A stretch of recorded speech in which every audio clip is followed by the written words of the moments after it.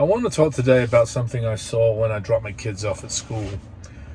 about a week or two ago. They're now off school, but it's taken me a time to sort of understand how to address this, because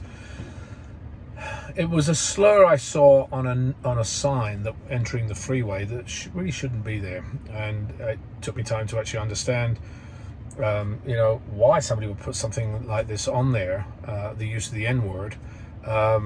and to explain it to my kids as to where that word came from, what it meant. Obviously they'd heard it before, but to understand it. And I think that's part of the thing that we forget as humans, is that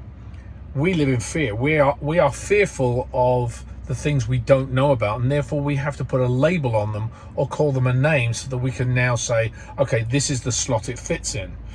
Films have a great way of doing that. Films have a great way of explaining and shedding light on certain topics that might not have been used in regular culture, in everyday life, or we keep it under the mat. The LGBT issue, the African American issue, so many different issues we have today that are being explained in certain movies, that you kind of get a different point of view across, rather than being told as a documentary, this is how life is, which might not be as easy for us to digest as a viewer because we don't understand it. I've traveled to many different countries around the world, where each one of these countries has its own different way of being, of talking about a certain issue, and sometimes it can be abrasive to another culture, much like comedy is sometimes from one country to another. The French comedy is not